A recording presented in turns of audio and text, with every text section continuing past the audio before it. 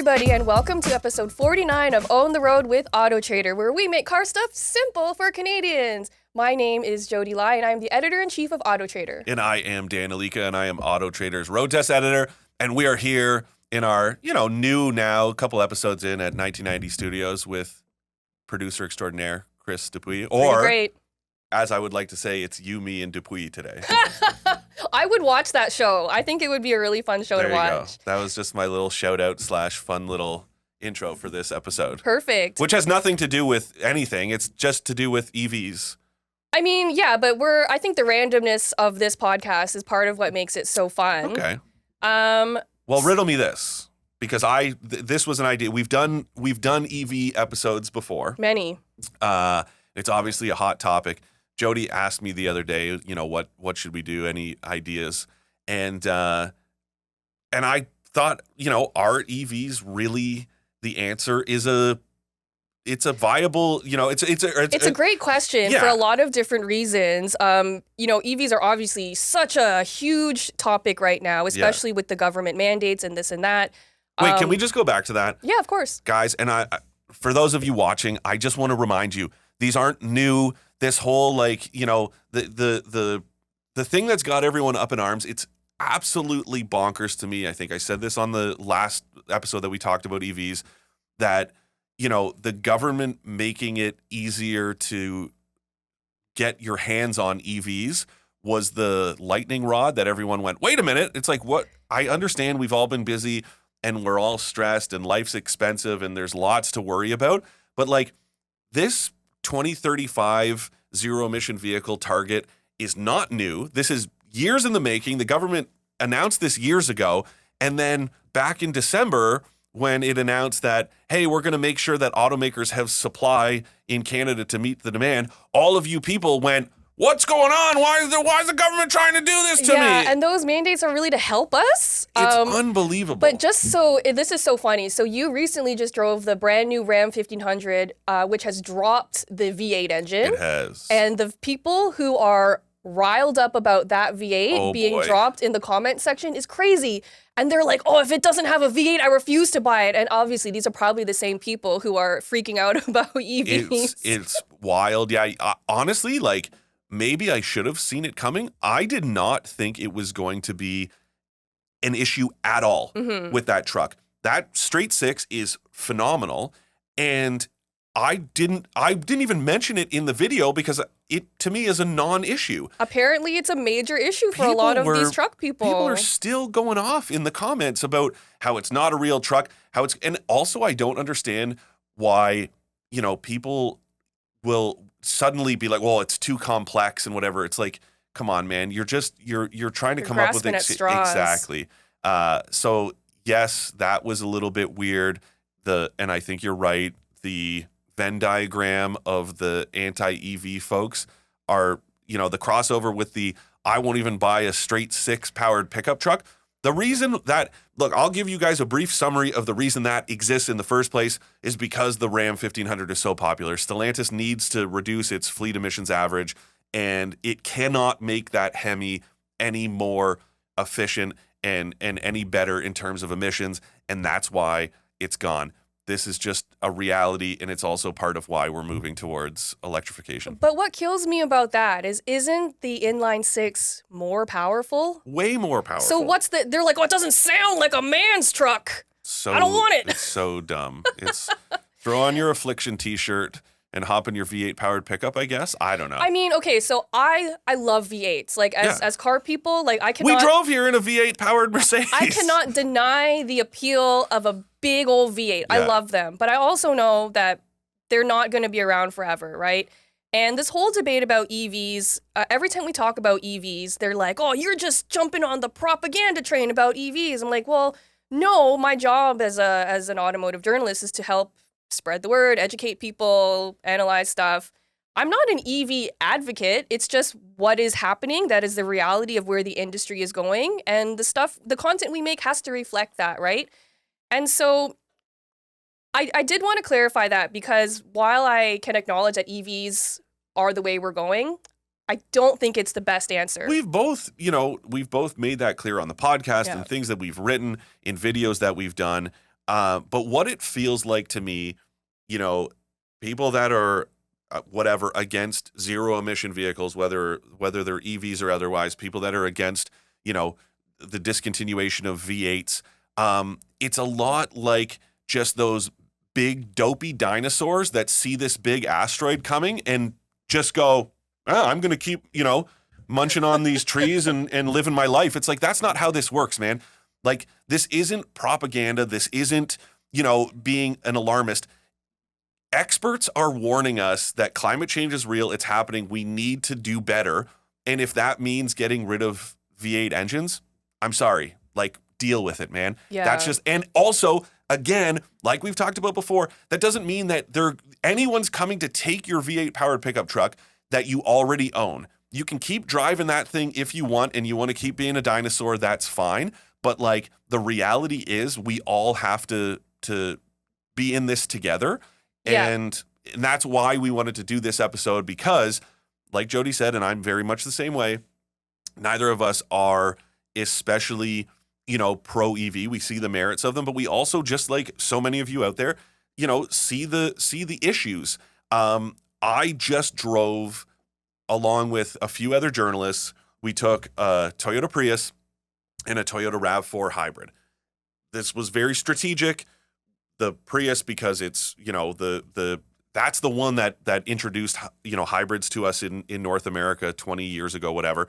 And then the RAV4 is the best selling vehicle in Canada that isn't a pickup truck. So I pushed really hard to have that in the mix for this drive.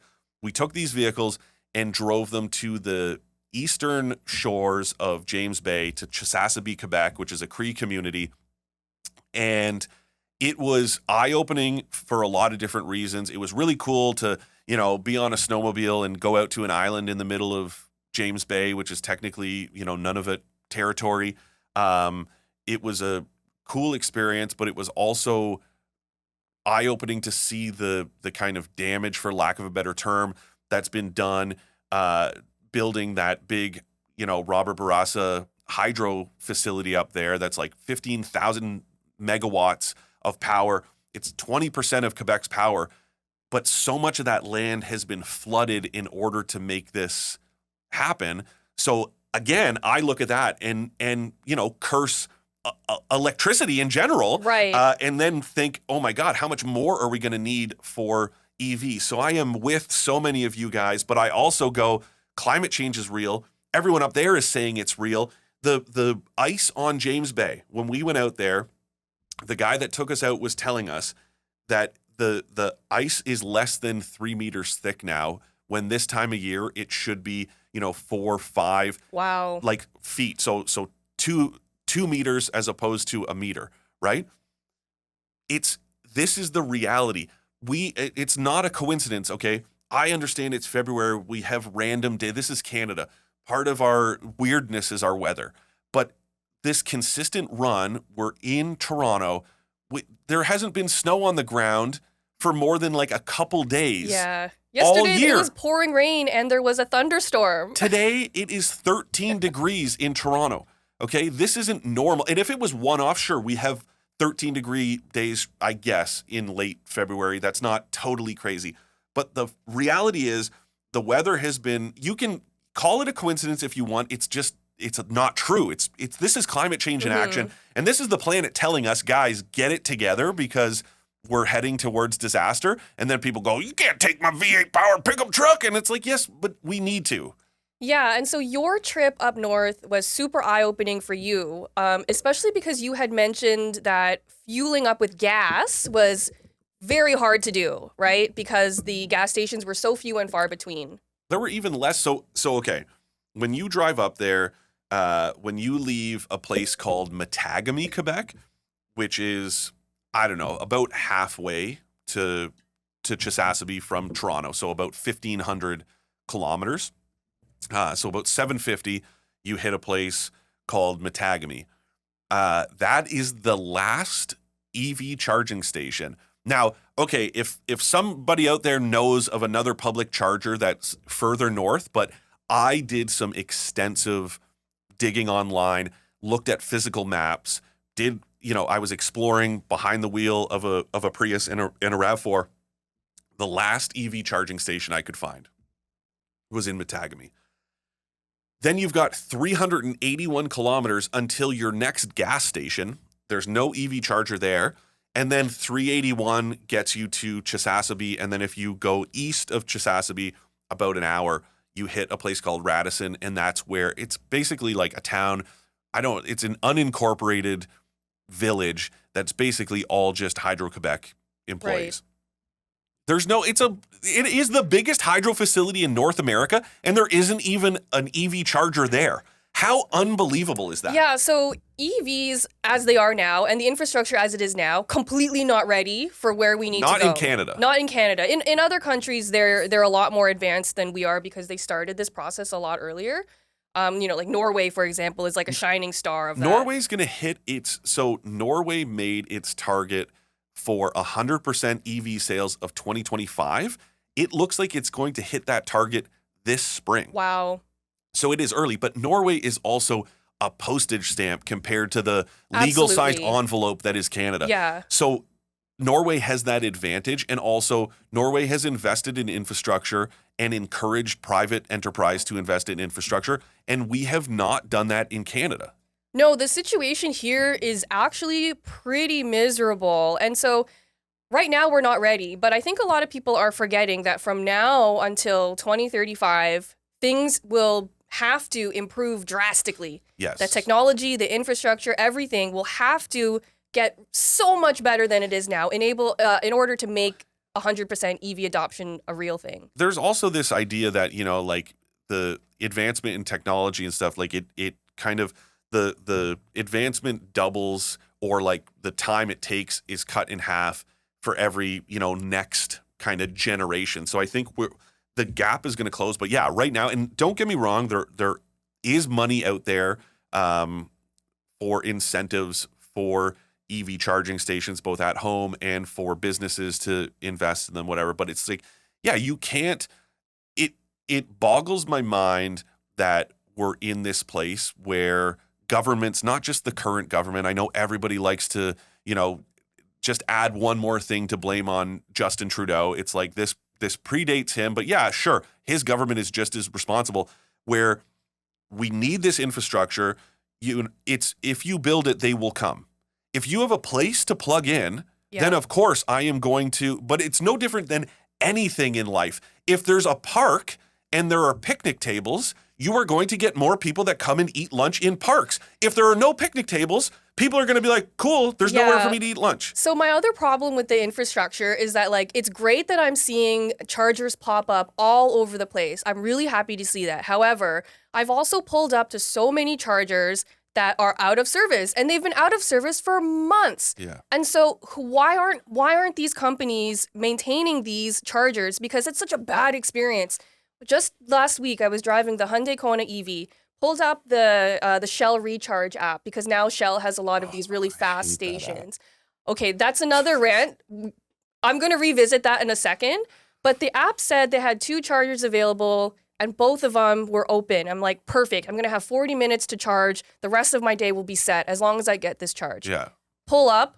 In the time it took me to drive there, one charger was occupied by a Polestar 2. Okay, fine. The other one, out of service. Yeah. And then the Polestar driver told me that it's been out of service for months. Yeah. And so it's like, why haven't they been fixing this? It's such a bad experience. And my question is, and surely somebody has, and this isn't my, my holier than thou speech, but it's like, anytime I pull up to a charger that's broken, I report it. I either call the number, or if there's like an email address or some sort of contact form, because it's like, how many people do you think pull up and go, well, it's broken, and they leave, but it's their local charger, or it's halfway. I remember, I met a guy in Milton who he owned a Kona EV, and he lived in Guelph, and he worked in Toronto. And so he would stop at this charger in Milton quite frequently. It was, his personal choice kind of local fast charger. But when there were problems with it, was at Petro-Canada, and he would report it because he's like, I use this all the time. I want to make sure it works. Absolutely. And that, to me, yeah, it sucks. But these aren't it. I guess it's one of those things where I've said this before. We need to change our approach.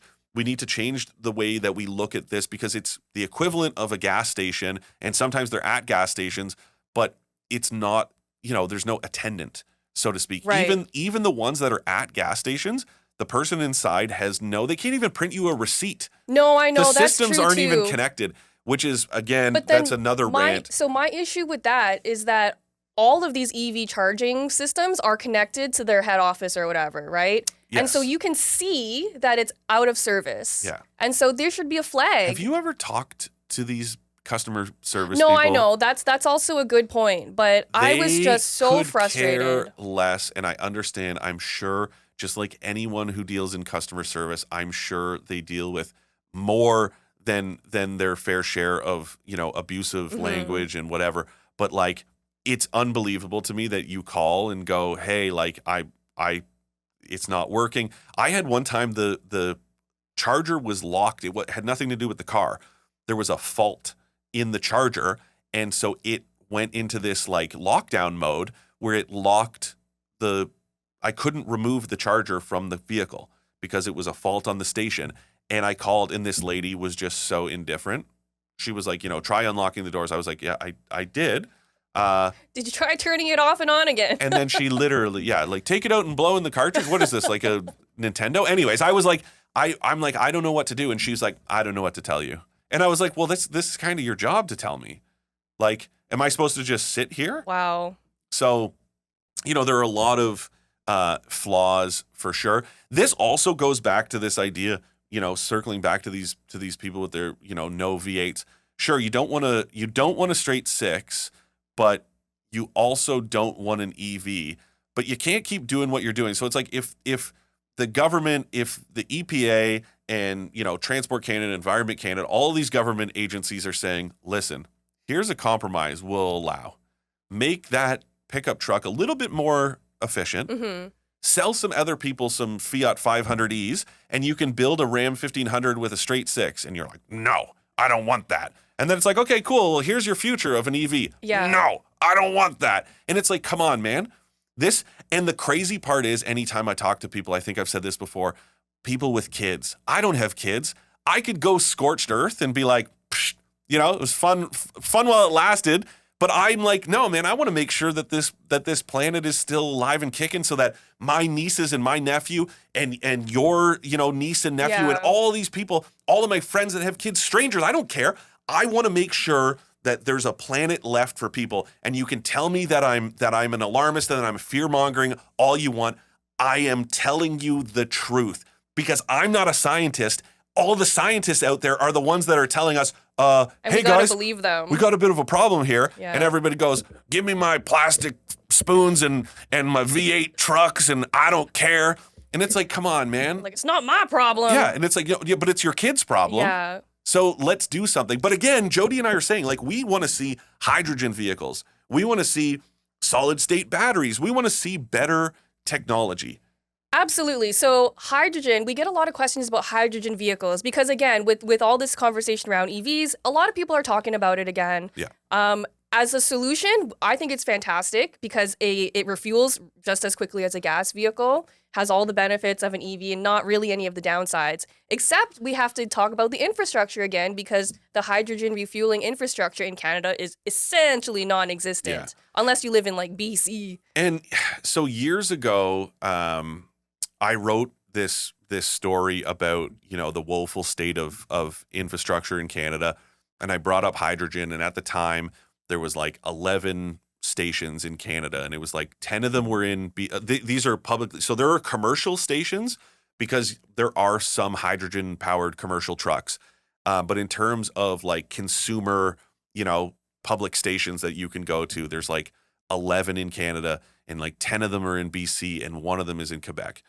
And I used this example of the Toyota Mirai, which is a hydrogen-powered sedan, and I wasn't dunking on the Mirai, but I used the example of that Toyota Canada had to flatbed the Mirai from a media testing event overnight to Quebec to refuel it, to bring it back for day 2 of testing.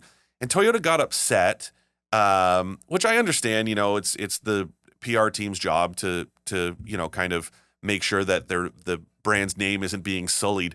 But it's like, dude, that has nothing to do with you. Keep building the Mirai. I will, gladly celebrate the fact that Toyota is one of 2 brands that sells hydrogen-powered vehicles. This criticism is about the infrastructure. It has nothing. I'm on your team. I'm saying poor Toyota had to flatbed this thing to Quebec. This is unbelievable to me that because automakers, I've said this before, they're hedging their bets. So of course, if there's no hydrogen infrastructure, what's the incentive for automakers to build hydrogen vehicles? And just like now, automakers don't have, back in the day, you had big relationships between, big oil and OEMs, especially like the Detroit 3. Right. But that's not the case now. You don't have these OEMs getting behind hydrogen refueling companies and being like, hey, you guys need to build this infrastructure. Somebody has to do that. Yeah. Because vehicles are built, there's always the chicken or the egg, which comes first, supply, demand, who's making SUVs popular? Is it consumers or is it OEMs pushing SUVs? Opinions differ. But when it comes to, how vehicles are fueled, they are building vehicles in response to the fueling infrastructure that's available. And if there are no hydrogen fueling stations, why the hell would these companies build hydrogen cars? And it's kind of baffling to me because there are a lot of other automakers who have like fully working prototypes of really great hydrogen-powered vehicles. Yes. And they're like waiting to pull the trigger on them, but they're kind of like, their hands are tied because there's no infrastructure. Yeah. And so it's so sad to me that this great technology exists, but for nothing. Somebody has to really, quarterback this entire thing. And I know, again, it's going to upset those, fist waving, anti-EV people, but it's like, we need like I hate that term like czar, but we need an electrification czar in this country. Yeah. Somebody that steps up and gets all one of your favorite terms, stakeholders in the room and says, hey, you guys at whether it's the gas station companies, which I've said before, what a perfect, solution. They have these franchises everywhere and it's a way to future-proof their business. Exactly. So you need to sit down with these gas station companies. You need to sit down with malls. You need to sit down with the OEMs, whatever, government, everyone. Sit down and say, how do we get this across, the goal line? I've said it before and I'll say it again, just so you guys don't think that Jodi and I are here, to push EVs and what. I don't love that idea in their current form. Big battery packs, 400 kilometers of range. It's terrible. It's not great. In this country, that does not work. If we're in Europe, sure, man, let's rock and roll. Yeah, but like, look at how big our country is, right? But I just want us to imagine a world, say it's like, I don't know, let's say 7 to 10 years away from now, where an EV has a solid state battery. Yeah. It can go 1,200 kilometers on a single charge, and it only charges in 10 minutes to get to 100%. What a game changer that would be. That would literally solve every single problem I have as a condo dweller with no EV charging at home. I would 100% get behind that if that were the case. Yeah. And that's coming. Yeah. And it needs to get here quicker. For sure. But it's also, there's that we need these early adopters. For people that criticize early adopters, I really do thank them. I think we all owe them a debt of gratitude. Absolutely. Because they buy they're on the kind of front line of it. They buy the current iteration that isn't great, that the rest of us are gun shy about. But that allows the automakers to continue to develop. That's why I think Tesla is just killing it right now. And Tesla, the smartest thing, I think I said this last time, the smartest thing, Tesla with this supercharger network, I still see new installations coming. And now that, so many OEMs have signed up for the Tesla charger, as it's the NACS charger, but, they're going to be able to use, non-Teslas are going to be able to use Tesla chargers. There's more. There's one that if you look just off the QEW in Mississauga, there's this little plaza with a grocery store and a liquor store and a couple other shops. A brand new, massive. There has to be, I don't know, if there were 20 chargers, I'm pretty sure it's a ton, and that makes a lot of sense. Yeah, Tesla was ahead of the game. Tesla owners, a lot of them are ignorant, and I hate that mentality of, you claim that you don't care. You just want to see people buy EVs. And then when people buy non-Teslas, all you do is dunk on them. And it's like, come on, man. I could do the same to you when I'm testing. Hop in this GLS, this Mercedes GLS I'm driving, and tell me that your Tesla can hold a candle to this thing in terms of like the luxury amenities. So it's like people could do the same to Tesla owners, but don't. But then Tesla owners, get up on their soapbox, and that doesn't do anyone any good. It makes people jaded. It makes people, dislike you as a person, and just generally go, I don't want to be associated with that attitude. So again, talking about getting stakeholders around the table, stop being mean. Stop looking down on people, being condescending, trash talking somebody who buys a Kia Niro EV. That's an affordable electric vehicle that's actually pretty damn good. It's really good. So if somebody wants to buy that, let them do it and just say good for them, or say nothing at all. Why do you even need to go on Twitter and tell some stranger that they're an idiot for not buying? How many comments have we seen on YouTube? Oh, the biggest problem with buying a Niro EV, it's not a Tesla. It's like, yeah, man. But there's a lot of people that don't want Teslas because of people like you. That's actually true. And as good as Teslas are, they are far from perfect. I think the best selling feature is big battery, lots of range, and the supercharging network. But literally everything else is like, I could leave it. And the quality, that is still, yes, it's gotten better. And I've said before, just so any Tesla owners out there, like our buddy Maroon, I don't want you to think I'm just here to tear them. Tesla has done a lot, not just for electrification, for safety. Tesla has gone above and beyond, Absolutely. Has made its vehicles safer than they need to be. Tesla has moved the needle in a lot of ways, but that arrogance tied with it, it's hard to, eventually you get to that breaking point, right, where it's not going to go away. And that's not helping matters in terms of EV adoption. No. But, another one, there was a colleague wrote a review of the F-150 Lightning on another publication, and I read it. In the comment section, people were going off about how demand is down and blah, blah, blah. This must be sponsored content. It's like, no, man, just because he praised, like, the F-150 Lightning is really good. It's a fantastic truck. And he wrote a positive review, and you think that it's because supply, is outstripping demand right now. So Ford has scaled back production. So they must be, trying to get sponsored content to promote. No, man, that's not how this works. This is just how business works when demand is less, because gas prices aren't as crazy as they used to be, which means EV interest has gone down. Yeah, and interest rates are so high that paying an astronomical price tag for a pickup truck just doesn't work for people right now. There's an affordability crisis in general. If you can't put food on the table, if you can't pay your mortgage, then you're not going to go out and spend $80,000 on an electric pickup truck. But you could say the same across the board, about anything aside from like high-end luxury vehicles. Demand is down in luxury items everywhere. So it's like this to me is not an indicator of. People also used the one that really just got to me. Oh no. Was when Hertz announced, because Hertz said, "Oh, we're going hard into EVs," and then late last year scaled back. I think the order itself canceled a bunch and said that the company as a whole was going to offload a bunch of EVs because the consumer interest, wasn't very high. And all these people are like, aha, look, I told you. And I'm like, since when do we look at a rental car company as the barometer of anything? Well, these people will just grab onto anything that they can use to perpetuate that message, right?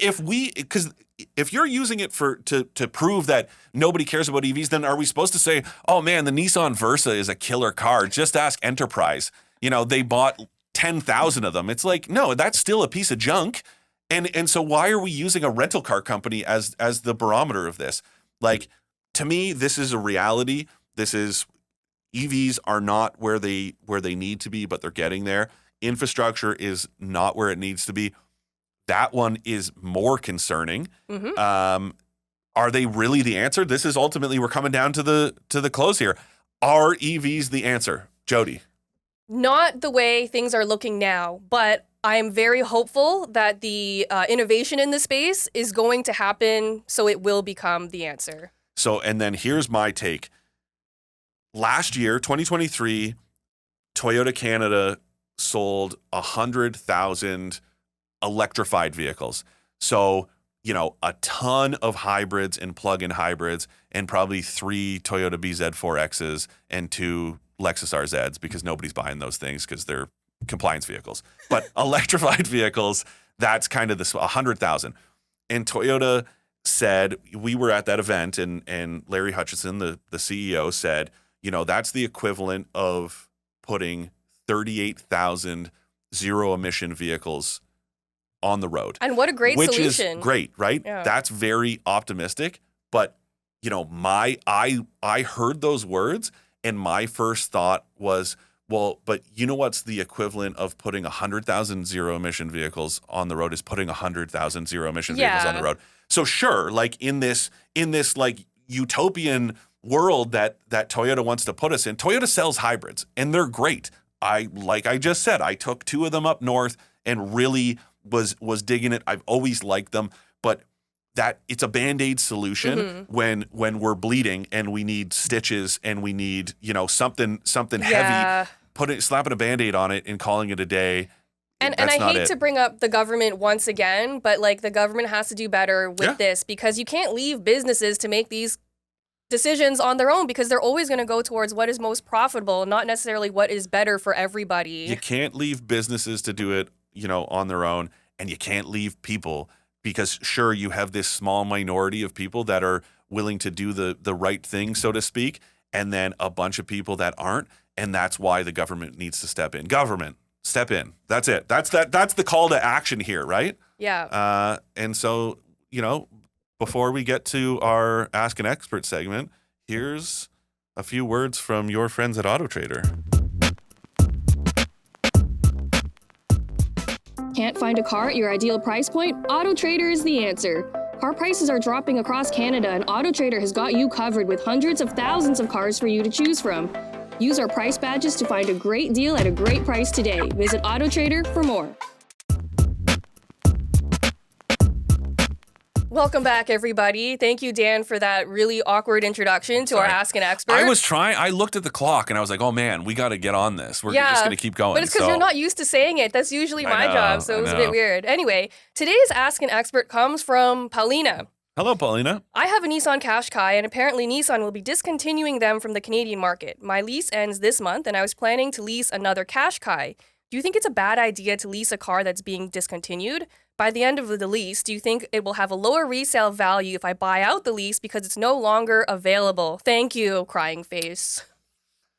That is it's a great question. It's a tough question. No, a vehicle being discontinued should not affect the residual value. If anything, it might affect it on kind of a positive note. And you love your Qashqai. I'm not saying it's a bad vehicle, but certain vehicles, like if the Jeep Wrangler, let's say, was being discontinued, the residuals would be sky high. So the resale value would be, and they already are. Yeah, because it's such a popular make model. It's iconic. But if it's being discontinued, then of course that's going to be even higher. Then there's a scarcity thing. Exactly. I don't think that's going to affect your situation with your Qashqai. If you want to, continue leasing the current one that you have, sure, you can extend that lease or end the current one early. If that usually, especially if you're leasing another vehicle from especially the same dealer that you leased that one from, there's usually a little bit of flexibility that they might take your old one back early, break the lease without penalty, and roll you into the next one. So if you're looking to do this, talk to someone at the dealership and try to get that done so that you can get into your 2024 Qashqai before it's too late if it ends up being discontinued after this year. But no, it shouldn't affect the residuals on it. Awesome. Thank you very much, Paulina, for your question. If any of you have questions that you would like to ask Dan or I, you can email expert@trader.ca. And that wraps up episode 49. Thank you so much for joining us. Next episode is episode 50. You don't want to miss this one because it's a bit of a surprise. But Dan and I are going to be answering a bunch of questions. The whole episode is going to be Ask an Expert. It's the first time we've ever done this. So make sure to tune into that. And drive safe, and we'll see you next time. Bye, guys.